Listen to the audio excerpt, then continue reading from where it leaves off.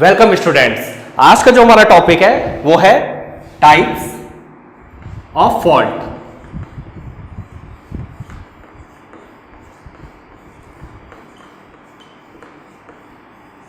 आपका जो ये टॉपिक है फॉल्ट एनालिसिस, बहुत ही ब्रॉड टॉपिक है। दरअसल इसमें वेरियस टाइप ऑफ फॉल्ट्स होते हैं, हर एक फॉल्ट के अलग अलग डेरिवेशंस होते हैं, हर डेरिवेशंस के अलग अलग कंक्लूजन्स होते हैं, निष्कर्ष होते हैं और उससे बहुत सारे ऑब्जेक्टिव क्वेश्चन पूछे जाते हैं। तो खैर अभी तो हम इतना ब्रॉड में नहीं जा रहे हैं, बस मैं बेसिकली आपको यहां बताना चाहता हूं कि कितने टाइप के फॉल्ट होते हैं, कौन सा फॉल्ट मोस्ट सीवियर होता है, जो आपकी ये सारी बातें होती हैं। तो देखिए बेसिकली आपके दो टाइप के फॉल्ट होते हैं। पहला फॉल्ट होता है आपका शंट फॉल्ट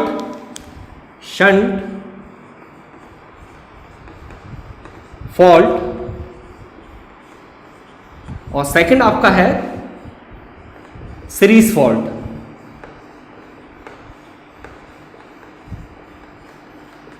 शंट फॉल्ट को हम क्या बोल सकते हैं? शंट फॉल्ट को हम बोल सकते हैं short circuit fault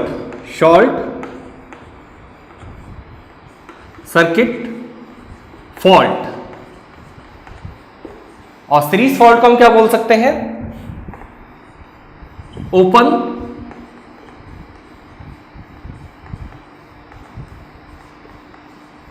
circuit fault. ठीक है, अब अगर हम इसे और थोड़ा सा क्लासिफाई देखिए, अगर शंट फॉल्ट की बात करें तो शंट फॉल्ट से मतलब क्या हो रहा है? शंट फॉल्ट से मतलब हो रहा है कि माना आपकी ये ट्रांसमिशन लाइन जा रही है, 3 फेज जा रहे हैं आपके, सही, और शॉर्ट सर्किट हो रहा है, तो ये आपके शॉर्ट सर्किट हो गए, तीनों फेज आपके शॉर्ट सर्किट हो गए। या फिर ये 3 आपके कनेक्टर जा रहे हैं, ट्रांसमिशन लाइन के 3 फेज जा रहे हैं, तो ये आपका शॉर्ट सर्किट हो गया। इस टाइप से जो फॉल्ट होंगे उसे हम बोलेंगे शंट फॉल्ट या फिर short circuit fault.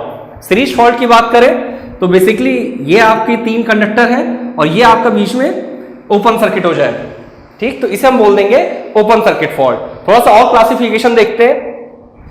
Short circuit fault जो आपका होता है इसमें भी आपके 2 टाइप होते हैं मेजरली आपके जो सिलेबस में है आरआरबी जेईई और एसएससी जेईई के सिलेबस में, वो आपके शंट और शॉर्ट सर्किट फॉल्ट है। ओपन सर्किट फॉल्ट आपके सिलेबस में नहीं है। चलिए, शॉर्ट सर्किट फॉल्ट आपके 2 टाइप के मेजर हो जाते हैं। एक हो जाता है आपका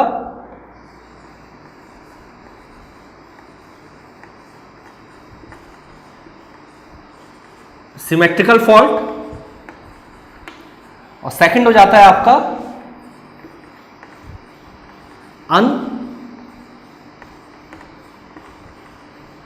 सिमेट्रिकल फॉल्ट और अनसिमेट्रिकल फॉल्ट। अब देखिए, सिमेट्रिकल फॉल्ट बेसिकली आपके क्या होते हैं कि माना आपके 3 कंडक्टर जा रहे हैं, 3 फेज हैं आपके, ठीक, तो आफ्टर फॉल्ट तीनों फेज पे सेम फर्क आए, सही, अगर वैल्यू मैक्सिमम होनी तो मैक्सिमम हो रही है, तो तीनों की मैक्सिमम हो रही है। ऐसा नहीं है कि आफ्टर फॉल्ट 2 के पैरामीटर कुछ अलग हो रहे हैं और तीसरे फेज का पैरामीटर कुछ अलग हो रहा है, तीनों में सेम। यानी इसमें बेसिकली जो हमारे फॉल्ट आते हैं उसे हम बोलते हैं 3 फेज फॉल्ट, सही। और 3 फेज फॉल्ट में भी आपके 2 कंडीशन हो सकती हैं। एक हो सकती है ट्रिपल एल फॉल्ट और दूसरी हो सकती है triple L G fault. Means आप देख सकते हैं कि ये 3 कंडक्टर हैं आपके, ये तीनों आपस में शॉर्ट हो गए, तो इसे हम बोल देंगे ट्रिपल एल फॉल्ट। और अगर यही शॉर्ट होने के साथ ग्राउंडिंग भी हो रही है तो इसे हम बोल देंगे ट्रिपल एल जी फॉल्ट। तो ये आपका जो फॉल्ट होता है इसे हम बोलते हैं symmetrical short circuit fault. Next बात करते हैं अनसिमेट्रिकल फॉल्ट की। तो अनसिमेट्रिकल फॉल्ट में भी आपके सब क्लासिफिकेशन होते हैं, वो देखिए।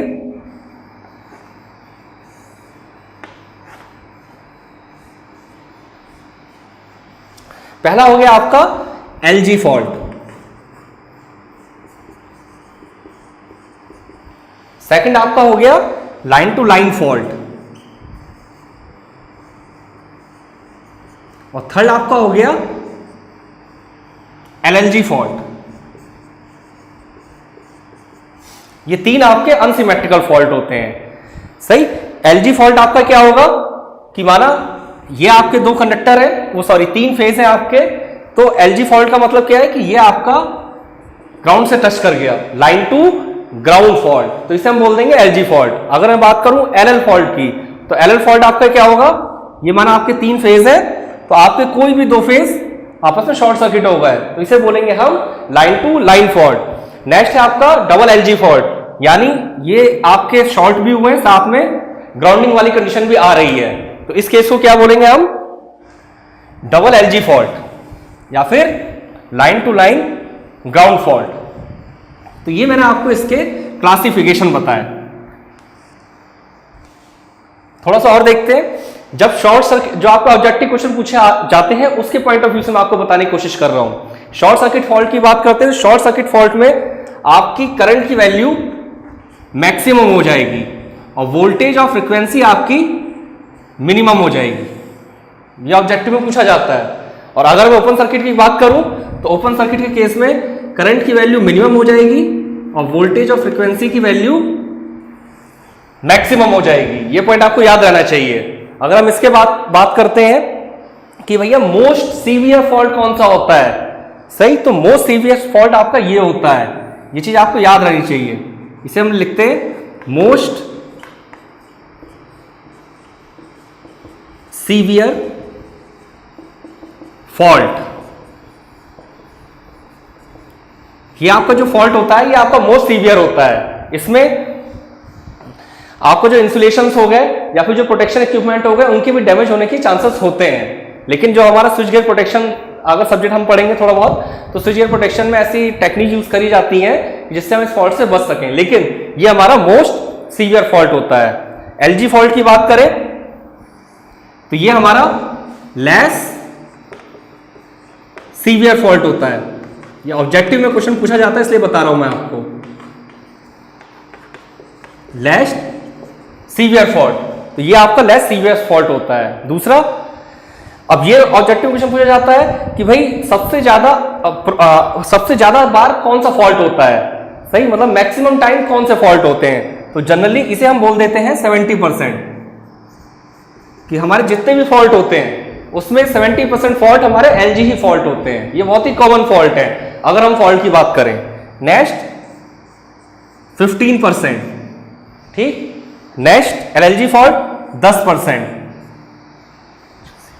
और ये जो फॉल्ट होता है आपका 3 फेज फॉल्ट ये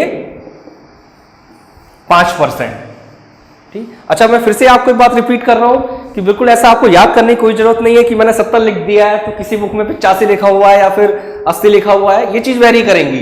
बुक आप जितनी जैसी जैसी बुकें पढ़ेंगे हर बुक के अकॉर्डिंग ये चीजें वेरी करेंगी।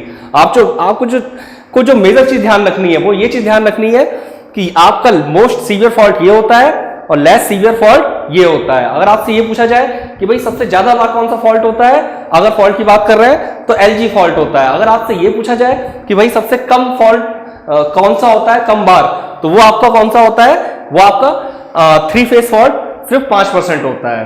तो ये आपकी पूरी फॉल्ट का क्लासिफिकेशन था, ठीक। नेक्स्ट इसमें हमें ये देखना होगा कि फॉल्ट का क्लासिफिकेशन है, अब इसकी एनालिसिस कैसे करी जाए। तो बहुत डिटेल में तो नहीं बता रहा हूं, लेकिन इतना बता रहा हूं कि फॉल्ट एनालिसिस में सबसे पहले आपको अगर करनी है तो आपको सिंगल लाइन डायग्राम का अच्छा से आइडिया होना चाहिए कि सिंगल लाइन डायग्राम क्या होता है।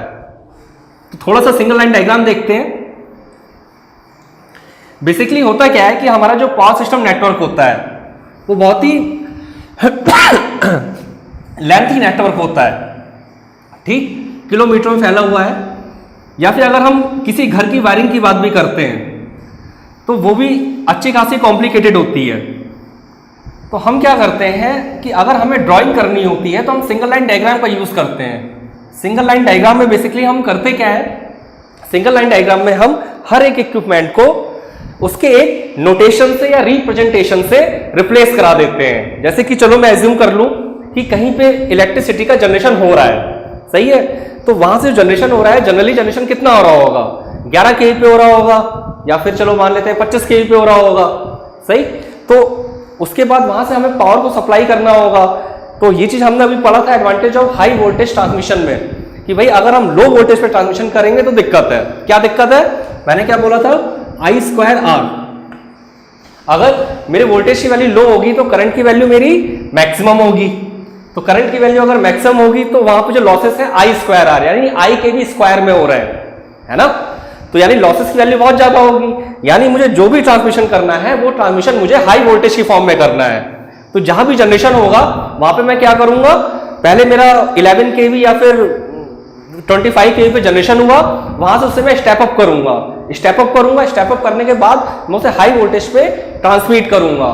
फिर कहीं कोई सबस्टेशन आएगा, फिर उसे स्टेप डाउन करूंगा, उसके बाद फिर उसके आगे कहीं रेजिडेंशियल एरिया होगा तो फिर वहां का सबस्टेशन होगा, वहां पे स्टेप डाउन करूंगा।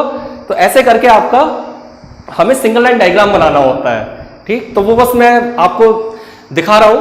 देखिए बेसिकली सबसे पहले क्या होगा, जनरेशन। तो ये हो गया आपका जनरेशन, ये मैंने एक अल्टरनेटर लगा दिया है। मान लेते हैं कि हमारा थर्मल पावर प्लांट है, तो मैंने एक अल्टरनेटर से रिप्लेस कर दिया है वहां के अल्टरनेटर को। उसके बाद क्या होगा, यहां पे लिख दे रहा हूं, टॉपिक क्या है आपका, सिंगल लाइन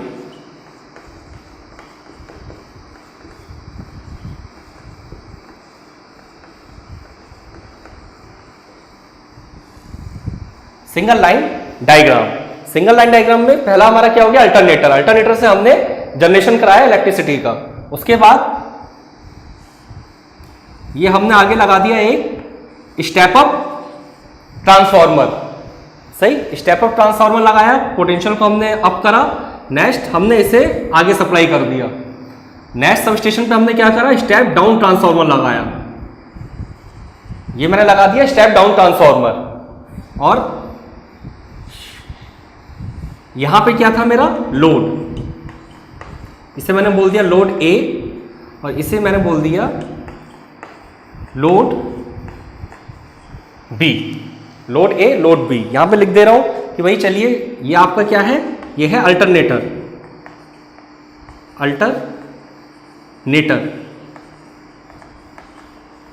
सही। इसने किसमें 11 kV पे मान लेते हैं कि जनरेट कराया, 11 kV पे आपकी इलेक्ट्रिसिटी जनरेट हो रही है। नेक्स्ट स्टेप डाउन ट्रांसफार्मर लगाया, तो यहां पे कितना पोटेंशियल होगा, 11 kV, ठीक। कितने में स्टेप अप कराएंगे अब आपकी मर्जी है, हम चलिए अपने मन से मान ले रहे हैं 132 kV, सही। 132 kV हमने स्टेप अप करा लिया। उसके बाद हमने 132 kV से इसे रिप्लेस पावर को ट्रांसफर करा। ये क्या था आपका, ये था आपका स्टेप अप ट्रांसफार्मर,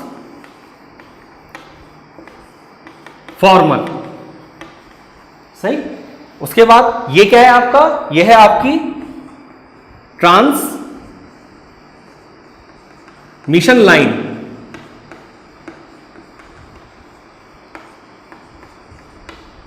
ठीक।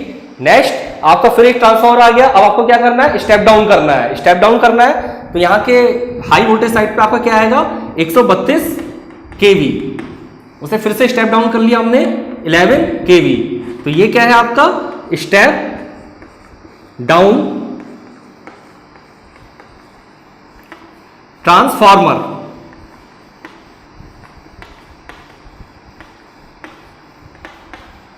स्टेप डाउन ट्रांसफार्मर, ठीक। नेक्स्ट ये है आपका लोड, या फिर आप यहां पे कोई मोटर लगा सकते हैं, इंडक्शन मोटर या फिर कोई भी मोटर लगा सकते हैं।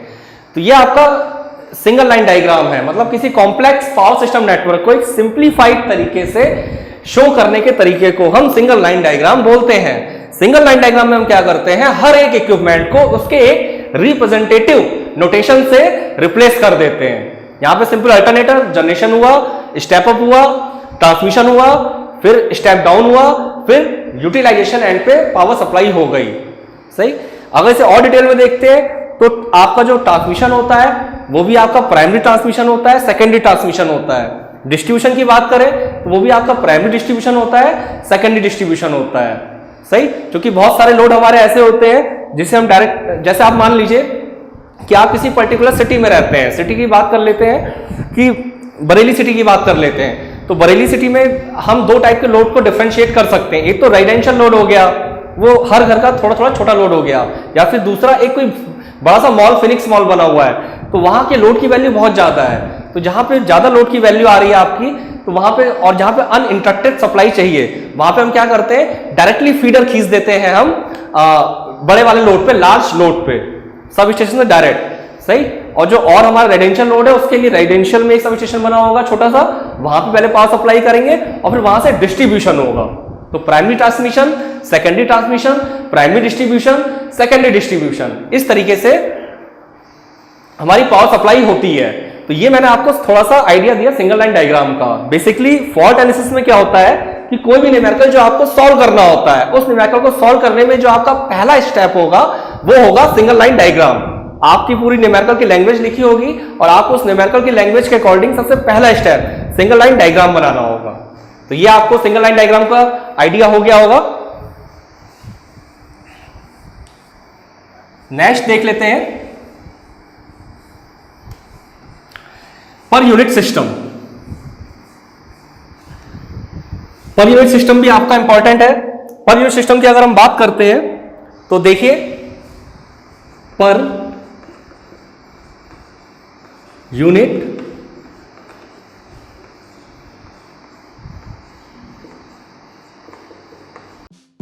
Genic Prime is the new features by Genic Education where you will get 450 plus video series questions explanation, Prime Facebook group for doubt solving, assignments, live sessions and many more. If you are interested then visit website and join quickly. For any query call on 9837933283. System, अगर हम per unit system की बात करते हैं तो सबसे पहले दिमाग में क्वेश्चन अराइज होता है कि भाई पर यूनिट सिस्टम की रिक्वायरमेंट हमें क्यों पड़ी। तो इस चीज को कैसे आप कोरिलेट कर सकते हैं। देखिए जनरली आप एक चीज देखिए कि जब बिल्कुल इनिशियल, अगर बहुत पुरानी बात करते हैं कि उस समय पावर नेटवर्क कैसा होता होगा, एज्यूम करके चल रहे हैं, तो होता क्या होगा कि भाई चलो 11 kV पे जनरेशन हुआ, ये 11 kV पे ट्रांसमिशन हो गया, यहां पे कुछ लोड लगा होगा, मान लेते हैं भाई, सही, बिल्कुल ये मैं बहुत पहले की बात कर रहा हूं कि मान लेते हैं जब बिल्कुल पावर सिस्टम आपका स्टार्ट हुआ होगा। तो इस केस में क्या है, number of voltage level, number of voltage level बराबर 1, यानी यहां भी 11 है, यहां भी 11 है, यहां भी 11 है। तो जितना नंबर ऑफ वोल्टेज लेवल होता है उतनी आपकी सॉल्व अगर आप करेंगे तो number of equation equal to 1। तो यहां हमें कोई दिक्कत नहीं है, यहां पे हमें कोई प्रॉब्लम नहीं है, आसानी से हमारा सॉल्यूशन हो जाएगा।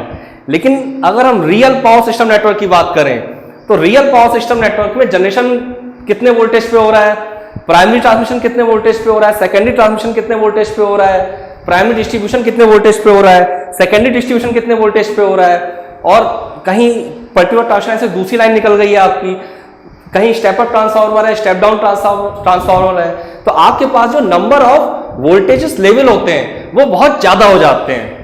तो ये तो मैं सिर्फ वोल्टेज सिस्टम में बता रहा हूं, आपको तो भाई सारी कैलकुलेशन करनी है ना, आपको वोल्टेज की भी करनी है, करंट की भी करनी है, इंपीडेंस की भी करनी है, पावर की भी करनी है, बहुत सारे पैरामीटर हैं। तो जितने ज्यादा आपके नंबर ऑफ वोल्टेज लेवल्स होंगे, आपकी नंबर ऑफ इक्वेशन भी उतनी ज्यादा ही होती जाएंगी। जितनी ज्यादा नंबर ऑफ इक्वेशन होती जाएंगी, आपका जो सिस्टम सॉल्व करना है, आपको जो आंसर कैलकुलेट करने हैं, तो वो आपके आंसर तुरंत कैलकुलेट नहीं हो पाएंगे। और जबकि पावर सिस्टम नेटवर्क में हमें सारे सॉल्यूशन रियल टाइम चाहिए होते हैं। रियल टाइम का मतलब क्या है कि कहीं पे अगर कोई फॉल्ट हो रहा है तो हमें विद इन सेकेंड या पर्टिकुलर टाइम पीरियड के अंदर पता चलना चाहिए, क्योंकि रिले लगी होती है। रिले आपकी क्या होती है, सेंसिंग डिवाइस है ना। जब भी कोई फॉल्ट आएगा तो रिले सेंस करेगी कि हाँ भाई फॉल्ट हुआ है, तो वो सर्किट ब्रेकर को सिग्नल देगी कि आप ओपन सर्किट हो जाओ, अदरवाइज ये फॉल्ट की वजह से इंसुलेशन ब्रेकडाउन हो सकता है, फिर कुछ और डैमेज हो सकता है। तो हमें सारी कैलकुलेशन रियल टाइम चाहिए। तो इन सब चीजों के लिए हमने पर यूनिट सिस्टम का यूज करा। पर यूनिट सिस्टम के बहुत सारे एडवांटेज होते हैं, उसमें से मैं आपको एक एक करके एडवांटेज बता रहा हूं। तो पहले तो ये हो गया कि हमारी नंबर ऑफ इक्वेशन 1 आ जाएंगी, सही। पर यूनिट सिस्टम का फॉर्मूला क्या होता है, पर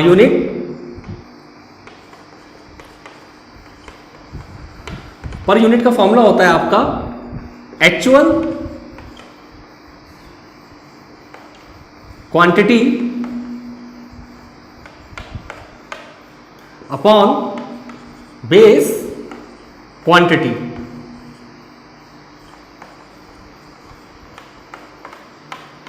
actual quantity upon base quantity. इसे समझते हैं कैसे लिखा है मैंने। मान लेते हैं कि हमारे पास 5 वैल्यूज हैं। 5 वैल्यूज हमारे पास क्या क्या है, मान लेते हैं 10, 20, 30, 40, 50।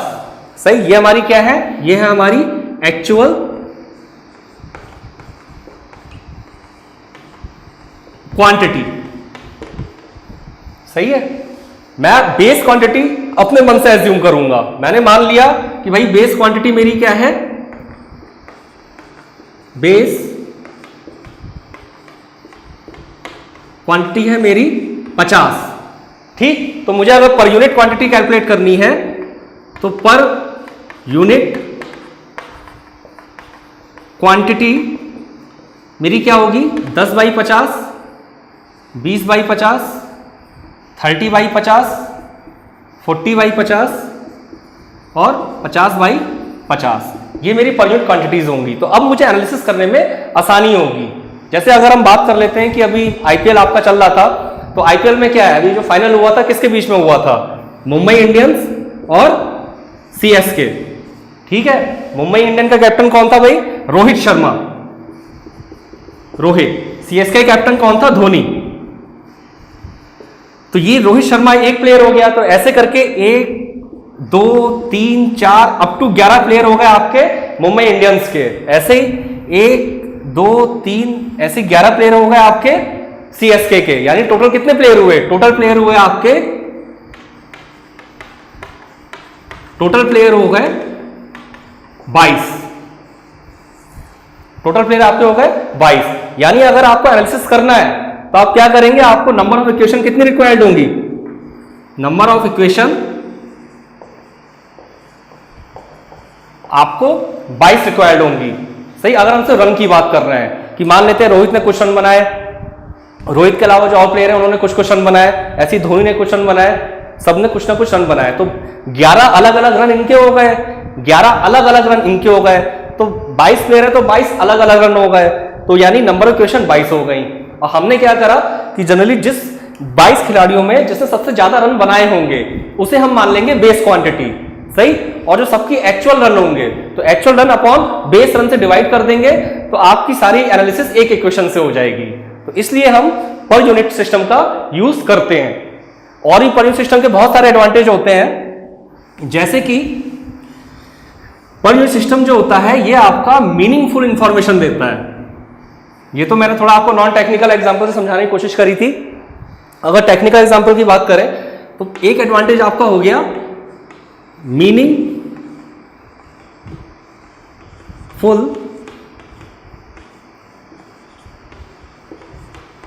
इंफॉर्मेशन। आप समझते हैं कि भाई ये मीनिंगफुल इंफॉर्मेशन होता क्या है। आप एज्यूम करिए कि आपके कोई पावर प्लांट है, ठीक है ना, उस पावर प्लांट में क्या हो रहा है, उस पावर प्लांट में भाई जनरेशन हो रहा होगा।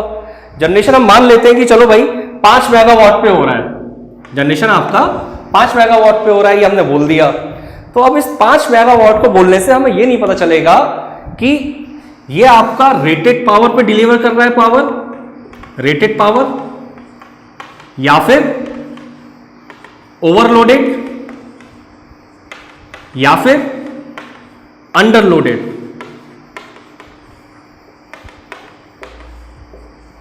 ये इंफॉर्मेशन हमें इससे नहीं मिलेगी। सही, मैं फिर से रिपीट कर रहा हूं कि आपका कोई अल्टरनेटर है, वो 5 मेगावाट पावर डिलीवर कर रहा है, तो लेकिन इस इंफॉर्मेशन से हमें ये नहीं पता चल रहा कि ये रेटेड पावर पे डिलीवर कर रहा है, ओवरलोडेड पे कर रहा है, अंडरलोडेड पे कर रहा है। ठीक, तो अगर मैं ये बोल दूं कि नहीं भाई 0.7 पर यूनिट, सही, तो मुझे पता चल रहा है कि हाँ भाई 0.7 पर यूनिट है, यानी ये अंडरलोडेड है। अगर मैं ये बोल देता 1 पर यूनिट, तो मुझे पता होता रेटेड पावर पे सप्लाई कर रहा है। अगर मैं बोल देता 1.2 पर यूनिट, तो यानी ओवरलोडेड। तो ये आपका पहला एक एडवांटेज होता है मीनिंगफुल इंफॉर्मेशन। दूसरा क्या होता है, रियल टाइम कैलकुलेशन।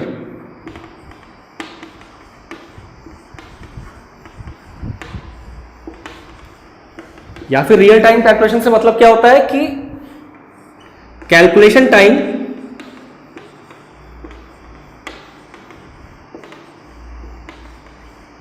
रिड्यूस। सही, रिड्यूस क्यों होता है कैलकुलेशन टाइम? क्योंकि जनरली आपकी जो पर यूनिट वैल्यूज होती हैं, जनरली पर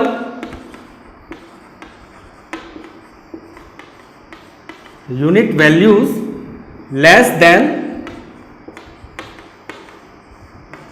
1, ये इंपॉर्टेंट पॉइंट है, पूछा जाता है ऑब्जेक्टिव में कि भाई पर यूनिट की वैल्यू 100 होगी क्या? हो सकती है, मना नहीं कर रहा हूं, सही, लेकिन जनरली नहीं होती, क्योंकि अगर आप 100, 200, 250, 500 रखेंगे तो फिर पर यूनिट का यूज करने का मतलब ही नहीं है, फिर तो आपकी क्वांटिटी बड़ी हो गई, फिर कैलकुलेशन इतनी जल्दी हो नहीं पाएगी आपकी। लेकिन कुछ बुकों में कुछ ऐसे न्यूमेरिकल्स दे रखे हैं जैसे पर यूनिट की वैल्यू 2 आ रही है, 4 आ रही है, सही, लेकिन जनरली आपकी वैल्यू या तो 1 होगी या फिर 1 से कम होगी, सही, ये आपका जनरल फिनोमेना होता है। तो इसकी वजह से जो आपका कैलकुलेशन टाइम है वो भी आपका रिड्यूस हो जाता है। तो ये एक meaningful information, real time calculation less than 1। उसके अलावा भी बहुत एडवांटेज है पर यूनिट के, जैसे कि per unit impedance of single phase transformer remain same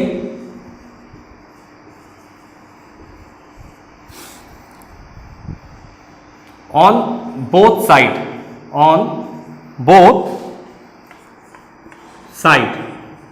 either primary